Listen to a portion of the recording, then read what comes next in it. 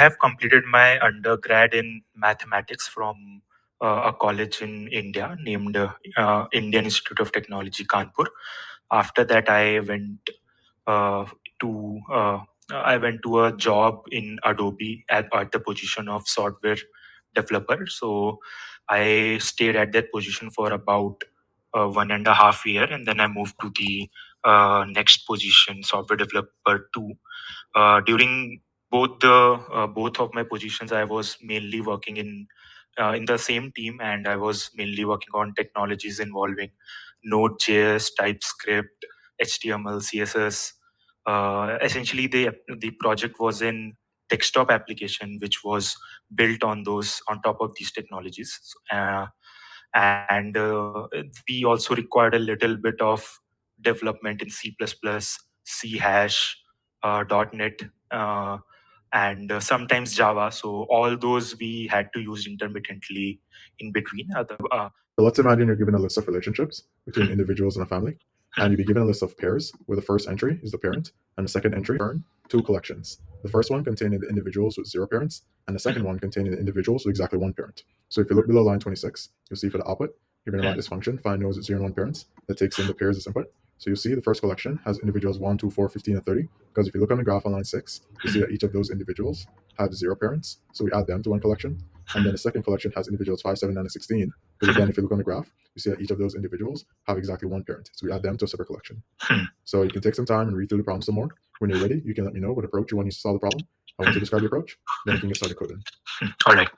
So we have essentially a graph, and graph or tree doesn't matter. So if we consider it as a graph, then we can represent the parent-child relationship using a directed node, and we can, for example, for the pair 5, 6, we can create an edge from 5 leading to 6, and it will represent that 5 is the parent of 6. Right. Now, let's say we have this kind of directed graph, and we want to calculate all the what is 6? Okay, 0 parents and exactly 1 parents. So whatever node has an in degree of 1, in degree means whatever the incoming number of edges to a node is 1, that will always have a parent of 1.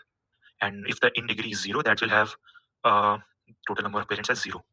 So we have to, if we can calculate the in degree of each and every node, then we can simply push into new vectors or arrays, and we can answer the result. So the time complexity of this will be, how would you find the individuals with 0 parents? So for the 0 parents, the in degree should be 0. If there is no incoming node to that particular node, that means there is no parent of that particular node to provide a incoming edge to that node, right? That's a little bit approach, so you can get started when you're ready. Yeah. So I just want to take a moment to think if it's an optimal solution or not. Otherwise, I'll start in a minute. Okay. So this will take. First, we have to construct a array containing the in degree of all the nodes in our graph. So, and for that, we also need to know. Okay, so let's say we have all the nodes, right? And we iterate over all the nodes, and we can, since we have pairs, we can just, okay, all right. So our creation of in degree array shouldn't take more than pairs length of pairs array, and the answer should also not take more than length of pairs array, because whatever length of nodes, so whatever the number of nodes are there, we can simply iterate over it, and we can simply output it. So I think this should be the optimal solution as well. Okay. All right, so I'll start the implementation. So the nodes can be of any value.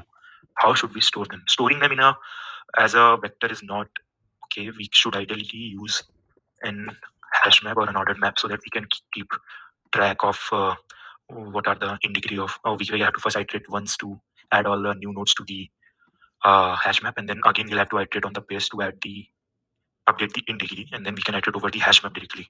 Yeah, all right. I think we can do that. Okay. This will contain nodes. Let's name it nodes for auto ampersand pair in pairs. It should be in a separate function, and your function should return the expected output. Yeah, all right. So I'll just create a new function. So create a vector int. We need to return. So we need to return a vector of array of element. You can use any vector, let me rephrase this one. All right. So I'll return a vector, and I can get find 0, 1 parent nodes. Okay, let's just implement it. Let me just call it here first. Vector This will be a result. This will be, and here we can take an input as, let me just copy this. Here's right, and now we can start. All right, now, so for pairs and pairs, int parent will be pair comma, what is the relation? Relation is 5 6. Parent comma child, first is the parent. Pair is, it's a pair, right? So it's pair. No, it's pair, sorry. That's right. Just copy it here. Yeah, happens pairs. Why is this here? Oh, and child is here. Now, if nodes dot find parent is equal to nodes dot find nodes dot end, sorry, if it is not in the map, then we will want to do is create a not find, need to find a child only, because we need to be in so we can add it to 0 initialize to 0, and then we can do this, so that we also added the integrity on the new node. All right, now we can iterate over the map and we can create two vectors. So just one thing. So are we allowed to pass the result into two separate vectors? I can make two vectors here and pass them in the in those vectors separately. That's fine, but your function should return only one value. Oh, I see what you're saying now. Your function should just have one value. Yeah, input should have one value. Your function output as well should have one output. Both the input and the output should be one value. The input is the pairs. The output is whatever collection you want, containing both 0 and 1 pairs. All right. So, all right. Got it. So I think I'll do this only then. So do I have to print it or just return? You have to return it. All right. And then you print inside your function, inside main. Inside main, right? All right. Now, in will be result here, and it will be int. Here we can simply leave it empty because we want to push, right? So result will represent the 0 parent elements and 0 will be all right. Now for I think the iterator is something like unordered map in combined colon iterator itr to be equal to nodes dot begin. Itr is not equal to nodes dot end, and itr rest. I think it's this syntax is correct. And then what we do is itr pointer. So I think first this is how we find the key. So this should be the child. But for first what we can need is value. If this is equal to 0, we need this for 0 case. Let us just int parent count is equal to itr second. Now if parent count is 0, that means we have to add it into the result 0 dot back itr first, right? Else, not else. If parent count is equal to 1, and result no. We won't find all the children, right? Yeah, so we have to add the parents here also. Nodes dot find. But there might be cases where, because we are not entering the pushing the parents in the map, so there might be cases where parents are not part of the. So we need to, all right, result 1 dot push back itr first, and here what we can do is we can simply return find or not find result. We have a result we can see out here. So is there any particular order, like how do you want to output the answer? For auto ampersand like in result, for auto ampersand num in like this means we are nodes see out. Here we can print num, and I'm deciding the extra space here or a comment, right? Is okay? Yeah, and we'll do just make it more readable. So we just write it once. Oh, sorry, not. So it's 30. Yep, that looks good. So what's the time complexity solution? And if you look on line 33, you see where we define n. All right. So I'm sorry. What is the n? Line 33. Line 33. N number of pairs. So at max there will be 2 times n number of nodes, and our that much is the time. So this will run n times, and we have to do the iterating over the at max 2 n elements. So it will be order of n. Okay, and the space complexity? Space complexity is since we are using a hash map, so it will be order n. Anyway, we are given a vector of pairs, so it is already the input is already taking order n. So our time complexity will be order n. Space complexity will be order n. All right, so thanks for that. So now for the next one, let me give you the new inputs on line 62. And let me indent this, and then the new problem description at the top. So this time, I want you to write a function that takes in the pairs and 2 of your individuals from our dataset as inputs, and I want you to return true if the 2 individuals share at least one common ancestor. So if you look on line 28, you'll see for the third test case, given the pairs and individual 6 and 8 as inputs, will return true, because if you look on line 14, you see that 6 has ancestors 3, 5, 1, 2, 4, and 14, and 8 has ancestors 4 and 14. So because they do share a common ancestor, we'll return true.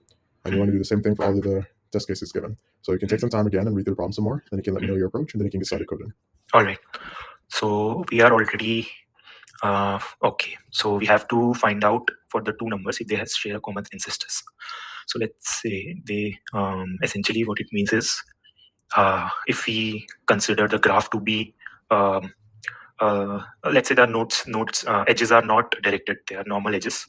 Then if the 2 nodes are reachable from each other, then they should be sharing a common ancestor. Otherwise, there won't be any path from the node A and B. Why can I say that? Because let's say two nodes, there exists a path, but there is no parent, then one node has to lie higher than the other node, right? And if there is no parent in the path, then either of the higher node has to be the ancestor of the older node. Yeah, because otherwise there won't be any path. All right, so I think finding creating all the running a BFS or DFS from a node, from one of a given node, should do the trick. But is that the optimal solution? Can we do anything else? Since we have to find whether two nodes share the common ancestor, essentially it's saying that the common ancestor can reach both the nodes. So either we have to find all the common ancestors of all the ancestors of a given node, or we'll have to run a BFS from one node. Yeah. So what I'm thinking of my approach as of now is I can treat the input as a undirected graph, and I can run a BFS or DFS on one of the node. Okay. That is one of the approach that comes to my mind. So what happens after you run it? So essentially, if I run a DFS from 6 to from 6 or 8, let's say, any one of the node, I can run the DFS, and if the other node is reachable from the initial node, then they will definitely share a common ancestor. So then I can directly return true. Otherwise, if it is not reachable, then I can directly return false. No, this sounds like a good approach. So you can get started when you're ready. All right. So here, what I have to do is I have to first add all the nodes to the array. So here I'm adding parent and child, and what I can do is I can.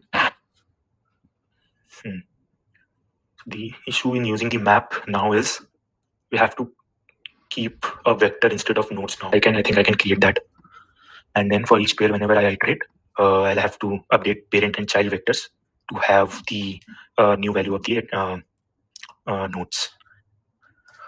Let's do that. No, sorry, this. Now here, if it is not there, then I can simply add child here, and no, let's just initialize them here, and here I can dot push back parent, and here I can push back child.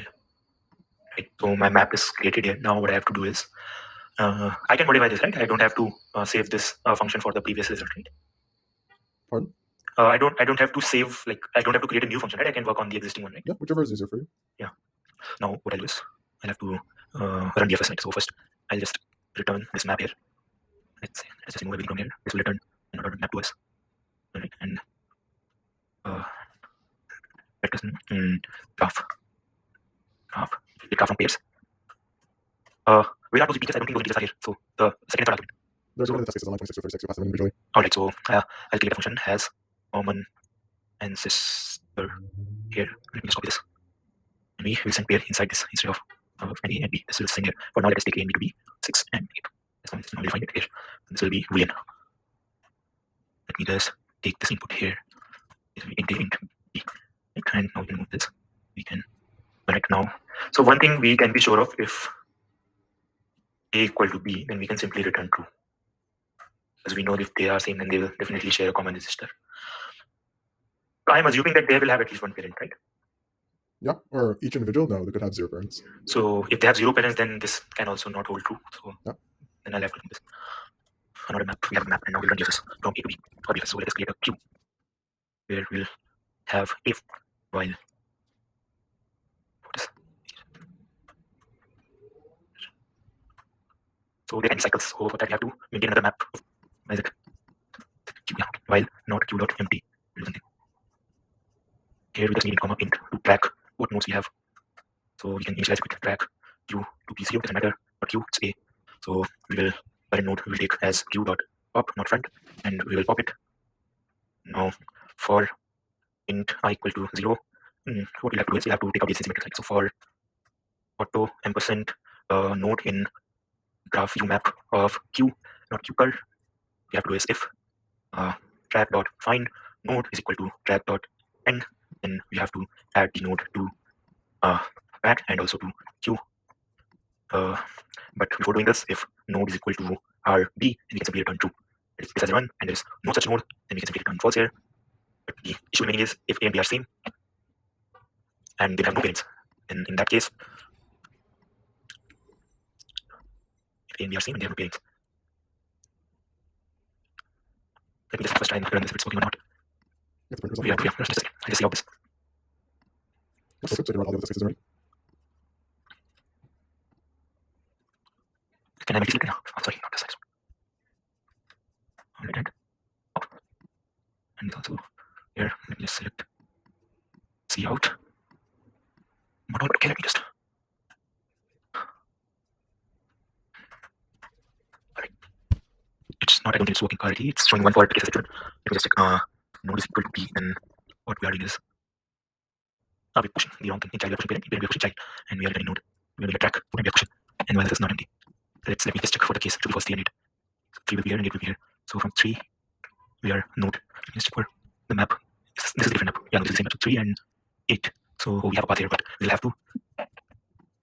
We can't use our BFS directly then because this can reach, but they don't have a common system. So from any node, we can let's go here. We can go here. So let's say we reach from here to here. So this is one. From the other node, we. Just give me a second.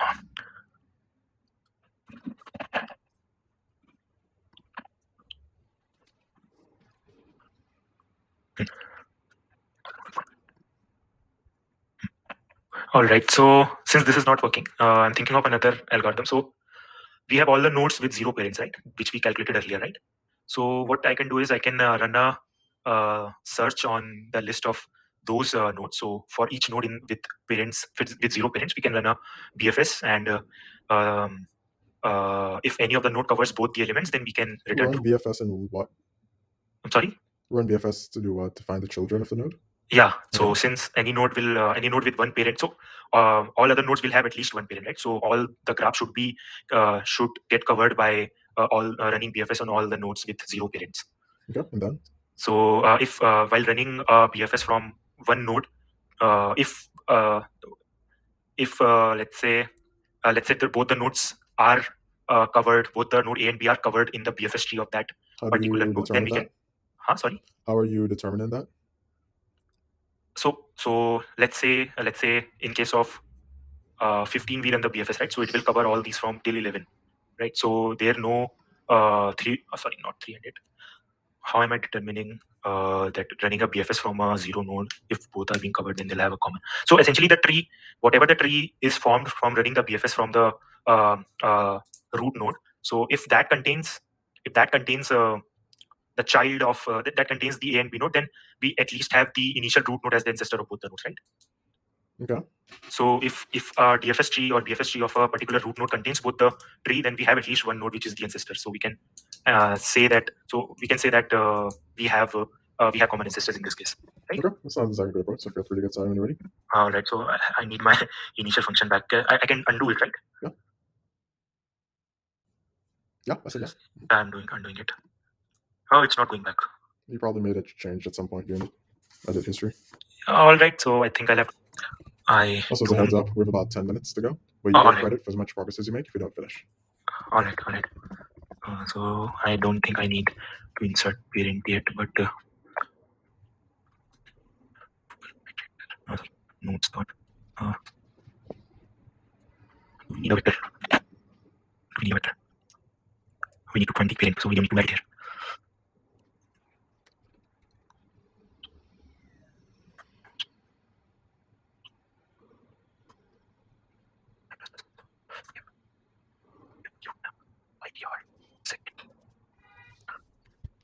So what I need is parent. I'm pushing child. What I need is what I'm putting is this. What I need to second.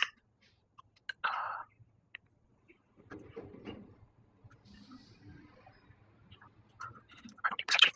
I'm sorry, not this. This can be 0. This can be 0. And here we can child plus plus. And here we can in.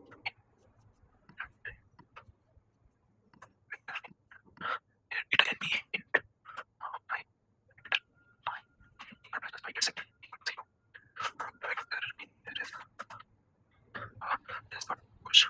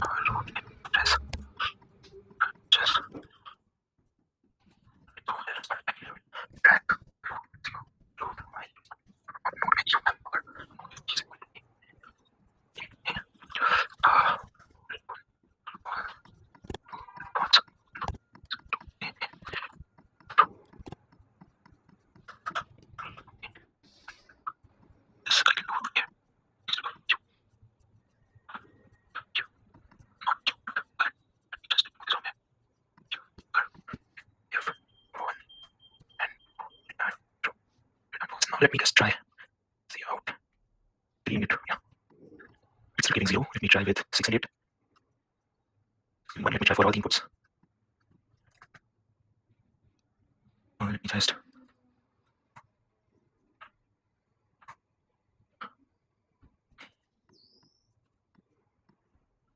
It's only 0 for the first one. No, add more. Let me just check.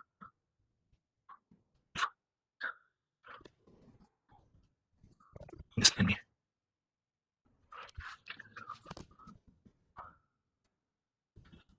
True. And so it will only return true for what is the 1 and 3. 1 and 3. So you're on the right track, but we're Yeah. about out of time.